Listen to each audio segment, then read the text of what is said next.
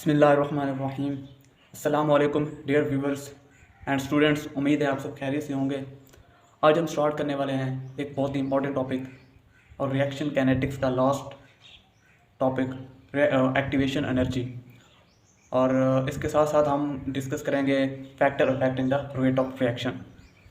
आज हम activation energy की बेसिक्स को डिस्कस करेंगे, होती क्या है, और आगे कोलिजन थ्योरी क्या होती है, और इसके साथ साथ factor affecting the rate of reaction, इसको हम डिटेल डिस्कशन करेंगे।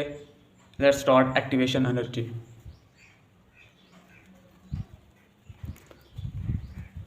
एक्टिवेशन एनर्जी की सबसे पहले हम डेफिनेशन लिखते हैं। एक्टिवेशन एनर्जी होती क्या है? The minimum amount of energy needed for an effective collision to occur. ठीक है, ये होती है बेसिकली इसकी definition. The minimum amount of energy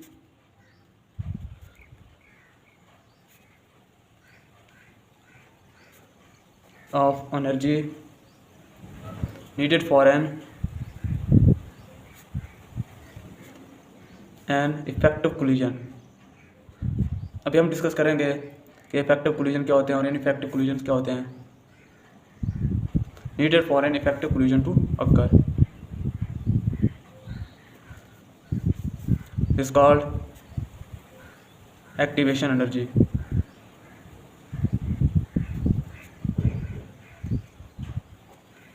this is called activation energy.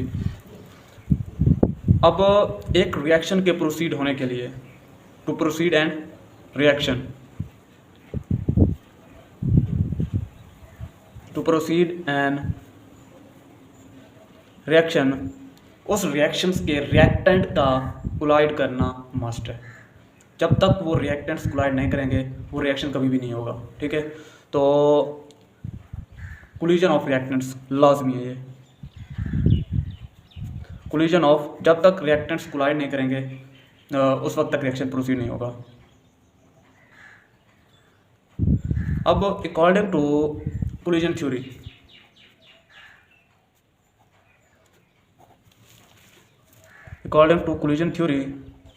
Collisions दो टाइप के होते हैं। कोलिजन्स दो तरह के होते हैं, एक इफेक्टिव कोलिजन्स होते हैं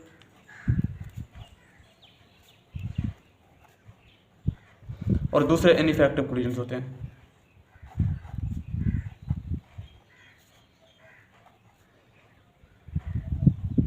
इफेक्टिव कोलिजन्स, और ये जो इफेक्टिव कोलिजन्स होते हैं ना, इसके नतीजे में प्रोडक्ट बनता है। दे results into products.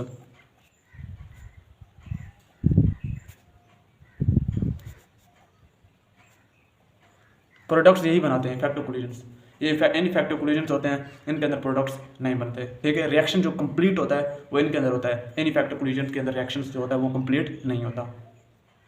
Second thing, अब इफेक्टिव कोलिजन के लिए अकॉर्डिंग टू कोलिजन थ्योरी दो कंडीशंस लाजमी हैं। ठीक है, दो conditions. Condition for an effective collisions, conditions for an effective collisions. Effective collision के लिए दो कंडीशंस हैं। अगर इनमें से एक कंडीशन भी फुलफिल नहीं होगी ना तो वो इफेक्टिव कोलिजन भी नहीं होगा।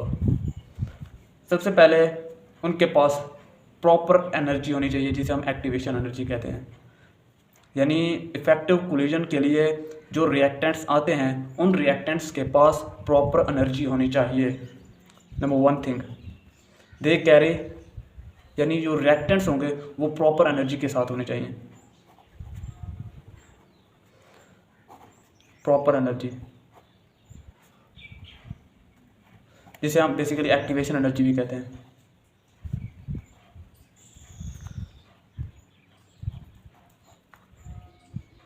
यानी एक्टिवेशन एनर्जी हम उस सेंस में कहेंगे, ये एक्टिवेशन एनर्जी की ना, ये हर एक रिएक्टेंट यानी किसी भी रिएक्शन की एक प्रॉपर होती है। ठीक है, अगर किसी रिएक्टेंट के पास एनर्जी है, यानी उनकी जो काइनेटिक एनर्जी जिसके साथ वो मूव कर रहे होते हैं रिएक्टेंट्स, अगर उनकी काइनेटिक एनर्जीज का जो सम होगा वो एक्टिवेशन एनर्जी के बराबर हो जाए या उससे ज़्यादा हो जाए, तब भी वो इफेक्टिव कोलिजन होगा। ठीक है, अगर उनके पास उन काइनेटिक एनर्जी का जो रिएक्टेंट्स की जो काइनेटिक एनर्जीज होगी उनका सम अगर एक्टिवेशन एनर्जी से कम हुआ तो इफेक्टिव कोलिजन नहीं होगा। ठीक है, और दूसरी कंडीशन ये है कि दे collide with proper orientation.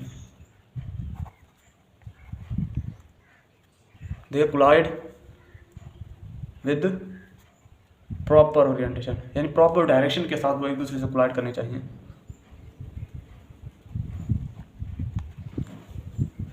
ये दो कंडीशंस होनी चाहिए, ठीक है। इन दो कंडीशंस अगर इनमें से कोई भी फुलफिल नहीं होगी तो वो इफेक्टिव कोलिजन नहीं होगा। एक टर्म यूज़ की जाती है एक्टिवेटेड कॉम्प्लेक्स, वो क्या होती है? एक्टिवेटेड कॉम्प्लेक्स बेसिकली एक हाई एनर्जी की स्टेट होती है, और हम जानते हैं कि जिसकी जितनी एनर्जी ज़्यादा होती है उसकी उतनी स्टेबिलिटी कम होती है। तो इसी वजह से एक्टिवेटेड कॉम्प्लेक्स हाई एनर्जी होने की वजह से ये बहुत ही ज़्यादा अनस्टेबल होता है, ठीक है। अनस्टेबल कॉम्बिनेशन होता है of all the atoms involve in the reaction, ठीक है। यानी जो भी रिएक्शन प्रोसीड हो रहा होता है उनके अंदर जितने भी एटम्स का जो अनस्टेबल कॉम्बिनेशन होता है उसे हम बेसिकली एक्टिवेटेड कॉम्प्लेक्स कहते हैं, ठीक है। It is unstable combination of all the atoms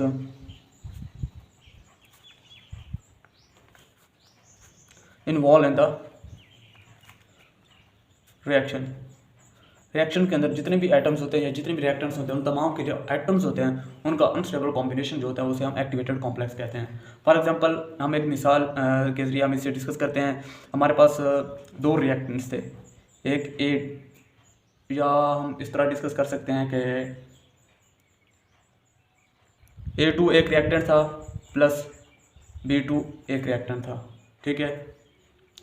अब इन दोनों के पास प्रॉपर जो भी एनर्जी होगी उन्होंने एक दूसरे के साथ कोलाइड किया, इफेक्टिव कोलिजन हुआ, इसके नतीजे में प्रोडक्ट बना, ठीक है। तो सबसे पहले यहाँ पर बनेगा एक्टिवेटेड कॉम्प्लेक्स बनेगा, ठीक है।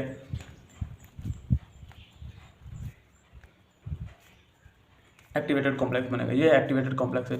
ये अनस्टेबल एक कॉम्बिनेशन होता है जो फ़ौरन ब्रेक डाउन हो जाता है और फ़ौरन ये कन्वर्ट हो जाता है प्रोडक्ट्स के अंदर, ठीक है।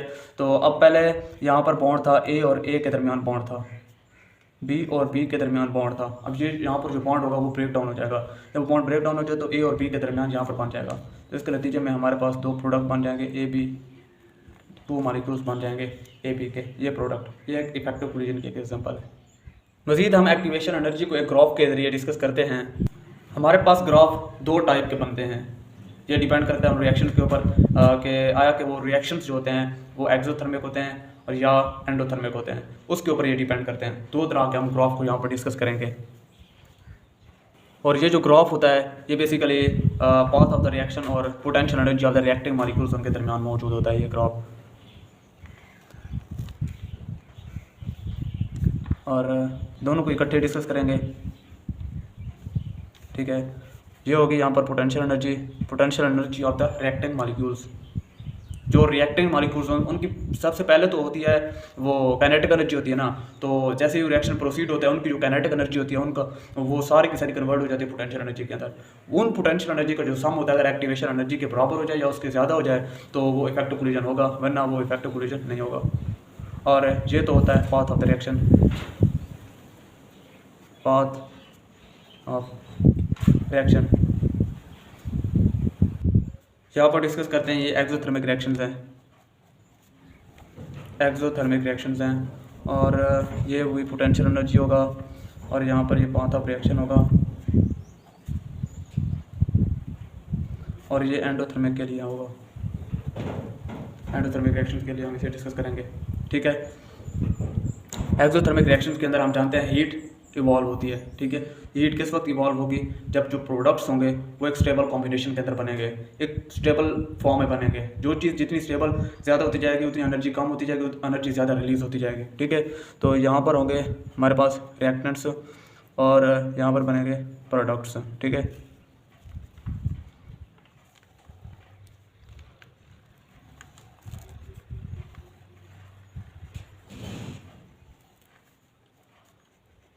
ये हो गया, ये हमारे पास इनके दरमियान ग्राफ हो जाएगा, ठीक है। ग्राफ जैसे बनना चाहिए था ना वैसे नहीं बना। वैसे कोशिश तो मैंने बहुत की। ये ग्राफ बेसिकली इस तरह होना चाहिए था, ये होना चाहिए था, एंडोथर्मिक रिएक्शन के अंदर जो रिएक्टेंट्स होते हैं वो लो एनर्जी स्टेट के अंदर होते हैं और जो प्रोडक्ट्स होगा वो हाई एनर्जी स्टेट के अंदर होगा। ठीक है, ये इस तरह का ग्राफ बनना चाहिए था। चलो ठीक है, और ये हमारे पास होता है जो रिएक्टेंट्स और प्रोडक्ट्स इनके दरमियान जो एनर्जी का डिफरेंस होता है हम उसे कहते हैं इंथाल्पी। ये होती है basically enthalpy. This is called activated complex. ये एक्टिवेटेड कॉम्प्लेक्स होता है।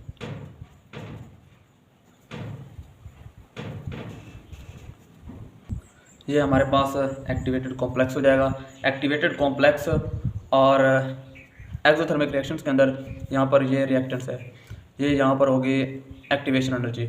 अब एक्टिवेशन एनर्जी जो होती है ना वो यहाँ पर दो टाइप की होगी। एक एक्टिवेशन एनर्जी होगी फॉरवर्ड के लिए और दूसरी एक्टिवेशन एनर्जी होगी रिवर्स के लिए। ये होगी इसकी एक्टिवेशन एनर्जी फॉर फॉरवर्ड, ये फॉरवर्ड के लिए एक्टिवेशन एनर्जी होगी। और ये प्रोडक्ट्स से लेकर एक्टिवेटेड कॉम्प्लेक्स तक ये जो होगी एक्टिवेशन एनर्जी वो रिवर्स के लिए होगी। ये रिवर्स के लिए एक्टिवेशन एनर्जी होगी बेसिकली। ठीक हो गया। तो अगर हम यहाँ पर लिखें, ठीक है, इसी वजह से तो हम कहते हैं कि एक्सोथर्मिक रिएक्शंस के अंदर जो एक्टिवेशन एनर्जी जो रिवर्स के लिए होती है वो बहुत ही ज़्यादा होती है। हम यहाँ पर activation energy for reverse reaction के लिए होगी वो एक्चुअली सम होगी एंथैल्पी का plus activation energy for forward. ठीक है, तो इसी वजह से जो एक्टिवेशन एनर्जी रिवर्स के लिए होगी वो एक्चुअली ज़्यादा होती है, इन दोनों का सम होती है in case of exothermic reactions. ये ग्राफ भी उसी तरह होगा। जो यहाँ पर एंथैल्पी होती है वो एक्चुअली डिफरेंस होता है एनर्जी ऑफ रिएक्टेंट्स और प्रोडक्ट्स के दरमियान, ये एंथैल्पी हो जाएगी। और यहाँ पर और ये एक्टिवेटेड कॉम्प्लेक्स और ये एक्टिवेशन एनर्जी होगी फॉर फॉरवर्ड रिएक्शन के लिए और ये होगी एक्टिवेशन एनर्जी फॉर रिवर्स के लिए। ठीक है, तो यहाँ पर हम देख सकते हैं कि जो एक्टिवेशन एनर्जी फॉर फॉरवर्ड के लिए होगी वो सम होगी enthalpy plus activation energy for reverse. ये एंडोथर्मिक रिएक्शंस के हवाले से होगा और ये एक्सोथर्मिक के लिए होगा। यहाँ पर जो एक्टिवेशन एनर्जी होती है ना वो एक बैरियर के तौर पर काम करती है। ठीक है, अगर यानी ये होता ये है कि जो रिएक्टेंट के जो मॉलिक्यूल्स होते हैं बेसिकली जितने भी रिएक्टेंट्स के मॉलिक्यूल्स होते हैं, फॉर एग्जांपल Ag2 और B2 था, इनके पास अपनी एक काइनेटिक एनर्जी होती है जिसके साथ वो मूव करते हैं। ठीक है, और उन दोनों की जो काइनेटिक एनर्जीज होती है ना वो रिएक्शन से पहले वो एक्चुअली कन्वर्ट हो जाती है पोटेंशियल एनर्जी के अंदर।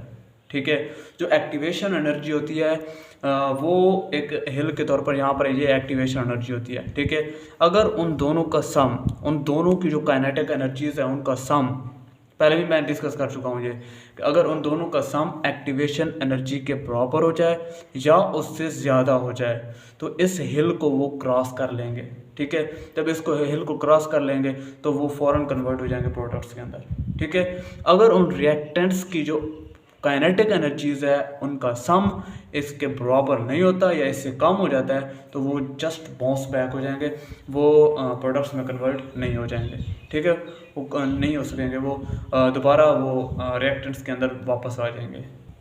एक और भी यहाँ पर की पॉइंट जहन में रख लें कि अब ये देख जितना ये एक हिल है या जितना ये एक बैरियर है, अगर ये कम होता जाएगा आहिस्ता आहिस्ता उतना ही एक रिएक्शन के लिए यानी फॉरवर्ड या एक प्रोसीड होने के चांसेस जो होते हैं वो बढ़ते जाएंगे। ठीक है, तो मिनिमम द या lesser the activation energy faster will be the reaction. यहाँ पर वो भी जहन में रख लें, lesser the activation energy faster will be the reaction, faster the reaction। ये थी सारे के सारे detail discussion about activation energy. Next हम स्टार्ट करते हैं factor affecting the rate of reaction. चंद एक फैक्टर्स हैं, उनको हम जस्ट ऐसे रीड कर लेते हैं। सिंपली तौर पर हम इसे डिस्कस करेंगे, ज़्यादा कॉम्प्लेक्स मेथड की भी नहीं जाएंगे हम।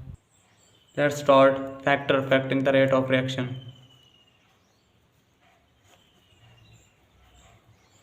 Factor affecting the rate of reaction. चंद एक फैक्टर्स हैं, ज़्यादा भी नहीं है। सबसे पहले हमारे पास जो फैक्टर अफेक्ट करता है रेट ऑफ रिएक्शन को, वो है nature of the reactants. Nature of reactant बहुत ही इंपॉर्टेंट होती है। नेचर ऑफ रिएक्टेंट्स इसके अंदर 2-3 से पॉइंट्स है, वो याद रख लें। जो हमारे पास अल्कली मेटल्स हैं, फर्स्ट ए के जितने भी मेंबर्स हैं उनके जो रेट होंगे वो ज़्यादा होंगे सेकंड ए से, ठीक है। इसके बाद हमारे पास यानी आप ये ऐसा ट्रेंड याद कर लें कि यानी ये एक ट्रेंड अथेंटिक तो नहीं है, लेकिन कुछ हद तक ये काम कर सकता है। हमें बाज़ औक़ात ऐसे कन्फ्यूजन वाले पॉइंट आ जाते हैं। तो यानी हम जब बात करते हैं एक पीरियड के अंदर, तो पीरियड के अंदर रेट कम होता जाएगा, ठीक है, क्योंकि वो अवेलेबिलिटी जो फ्री इलेक्ट्रॉन्स की होगी वो एक्चुअली कम होती जाएगी, ठीक है। तो यहाँ पर रेट डिक्रीजेस, रेट डिक्रीज होता है क्योंकि साइज़ कम होता जाता है, इसी वजह से फ्री इलेक्ट्रॉन की जो अवेलेबिलिटी होगी वो भी कम होती जाती है। और जब हम बात करते हैं ग्रुप की, तो ग्रुप के अंदर तो साइज़ के बढ़ने की वजह से जो रेट होगा, ऐसे जनरल सा ट्रेंड है, ये रेट इंक्रीज हो जाएगा, ठीक होगा। तो हम यहाँ पर ये भी कह सकते हैं कि जो एट्थ ए यानी जो हमारे पास जो नोबल गैसेस हैं उनका जो रेट होगा नेग्लिजिबल कह सकते हैं या ज़ीरो भी कह सकते हैं, ठीक है। इसके बाद जितने भी हमारे पास आयनिक रिएक्शंस होंगे उनका जो रेट होगा वो ज़्यादा होगा as compare to covalent reactions, ठीक है। आयनिक रिएक्शंस आयनिक हो गए और न्यूट्रलाइजेशन हो गए, न्यूट्रलाइजेशन और डिकम्पोजिशन रिएक्शंस।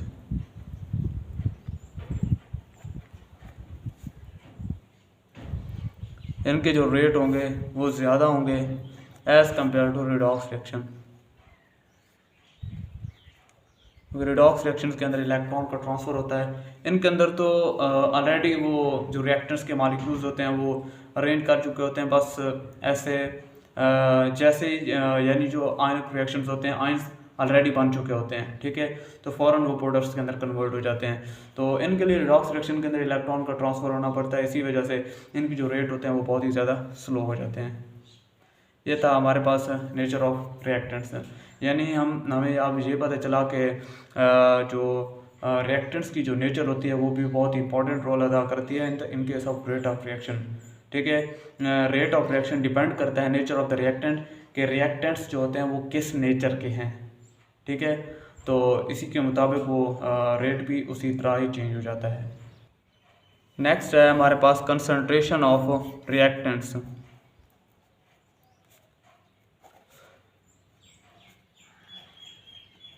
हम ऑलरेडी डिस्कस कर चुके हैं कि जो कंसंट्रेशन जो रेट होता है ना, रेट वो डायरेक्टली प्रोपोर्शनल होता है कंसंट्रेशन ऑफ द रिएक्टेंट्स के,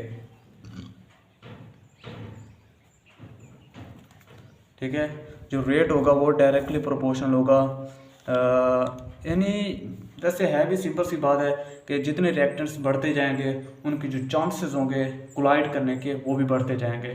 तो जितने चांसेस बढ़ेंगे उतना ही रेट बढ़ता जाएगा, ठीक है। ये तो बहुत ही आसान सा है कंसंट्रेशन ऑफ। इसके अलावा यहाँ पर effect of concentration of reactants के अंदर अक्सर क्वेश्चन भी आते हैं कि वो कोई टेबल ऐसे दे देगा जिसके अंदर वो, एक मिनट में वो टेबल भी डिस्कस कर लेता हूँ। ये वो टेबल है।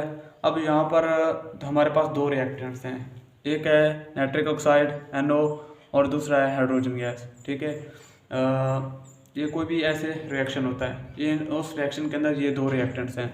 अब ये एक्सपेरिमेंट हम इसको दो हिस्सों में डिवाइड करते हैं यहाँ पर।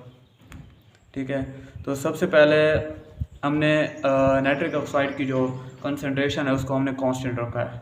ठीक है, और हाइड्रोजन की कंसनट्रेशन को हमने चेंज किया है। जब हमने हाइड्रोजन की कंसनट्रेशन को डबल किया है ना, ठीक है, जब हमने हाइड्रोजन की कंसनट्रेशन को डबल किया है तो जो रेट है वो भी डबल हो गया है।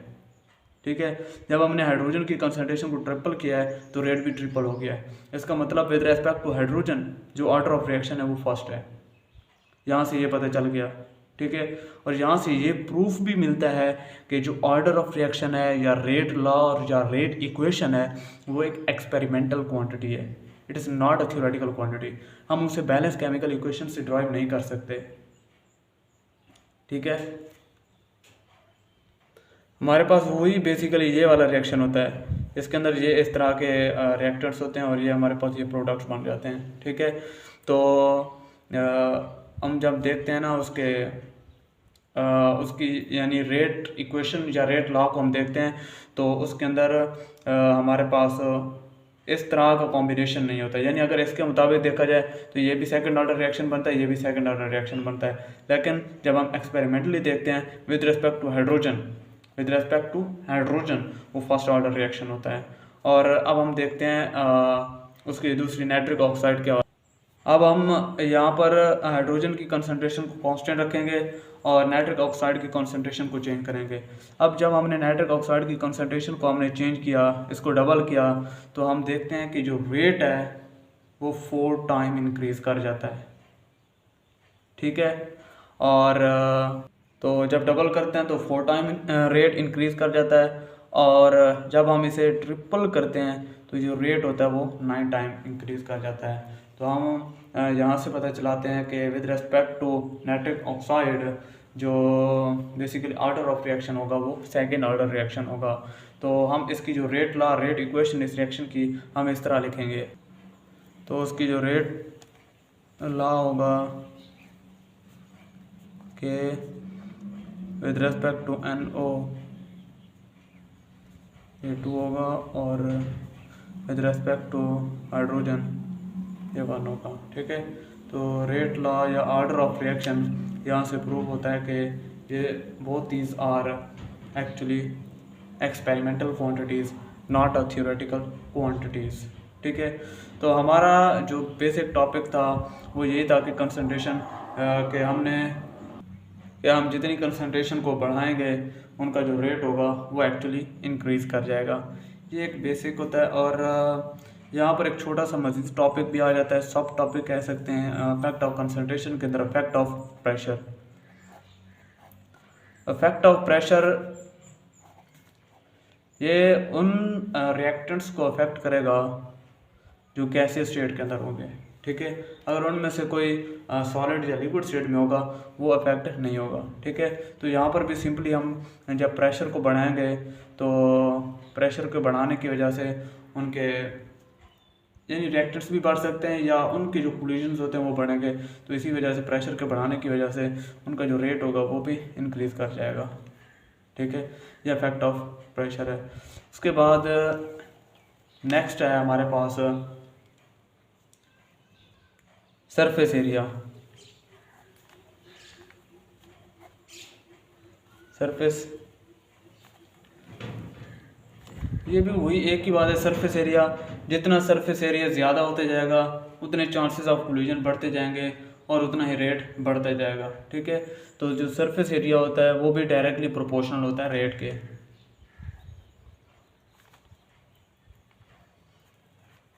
ठीक है, जितना सरफेस एरिया बढ़ता जाएगा उतने चांसेस ऑफ कोलिजन भी बढ़ते जाएंगे और उतना ही रेट बढ़ता जाएगा। फॉर एग्जांपल जैसा कि वो एग्जांपल के अंदर भी लिखता है कि अगर हम एल्यूमिनियम की फॉयल को NaOH के साथ रिएक्शन करवाएं यानी एक मुकम्मल फॉर्म में, तो वो यानी उसका जो रेट ऑफ रिएक्शन होता है वो बहुत ही स्लो होता है। लेकिन जब हम उसकी पाउडर फॉर्म को यूज़ करते हैं तो इस वजह से उसका जो रेट होता है वो बहुत ही ज़्यादा इंक्रीज़ कर जाता है। नेक्स्ट है हमारे पास लाइट।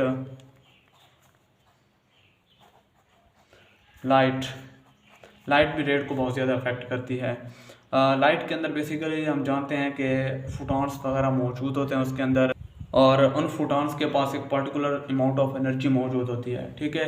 तो जैसे ही फोटॉन्स और रिएक्टेंट्स के पास जाते हैं तो वो रिएक्टेंट्स को एनर्जी दे देते हैं, जिसकी वजह से रिएक्टेंट्स वो एनर्जी हासिल कर लेते हैं, और इसी वजह से उनके जो कोलिजन्स होते हैं वो इंक्रीज़ कर जाता है, उनका जो रेट होता है वो भी एक्चुअली इंक्रीज़ कर जाता है, ठीक है। और नेक्स्ट है effect of temperature on the rate of reaction. ये बहुत ही इंपॉर्टेंट होता है, effect of temperature.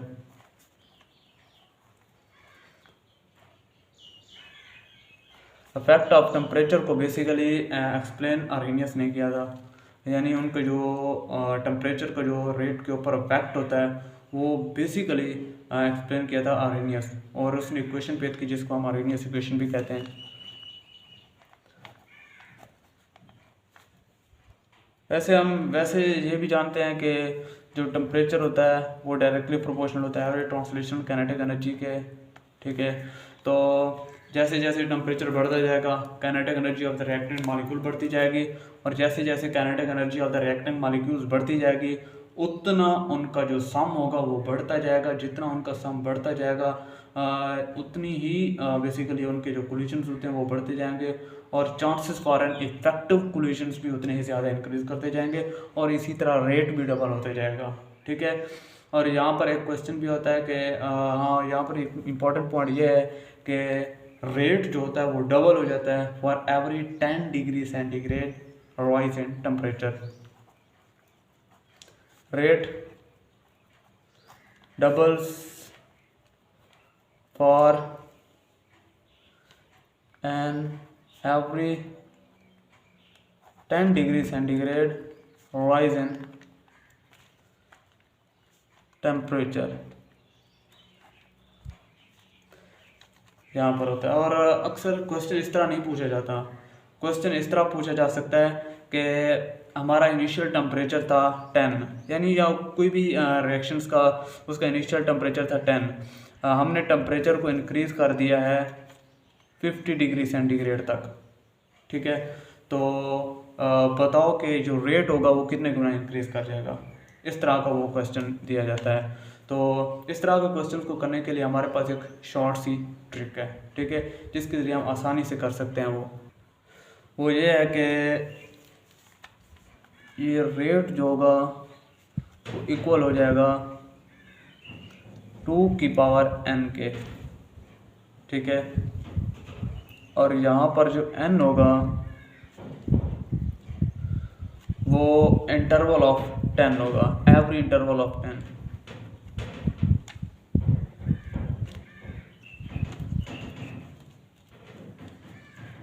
Ten degree centigrade भी हो सकता है या फिर वो 10 केल्विन भी हो सकता है, ठीक है। तो वो जैसे रिएक्शंस के अंदर उसने पूछा कि पहले 10 डिग्री सेंटीग्रेड था और इंक्रीज़ हुआ है 50 डिग्री सेंटीग्रेड तक, तो रेट कितने गुना इंक्रीज़ कर जाएगा।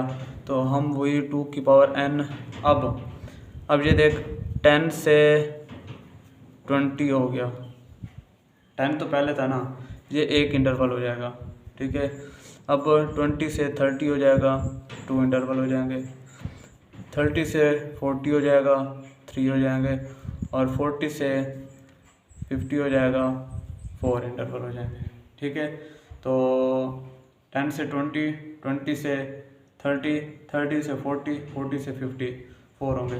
तो यहाँ पर 2 की पावर 4 लिखेंगे, तो जो आंसर आएगा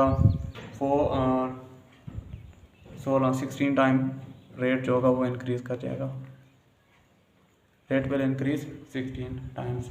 तो इस तरह के क्वेश्चन को हम आसानी से इस तरह डील कर सकते हैं।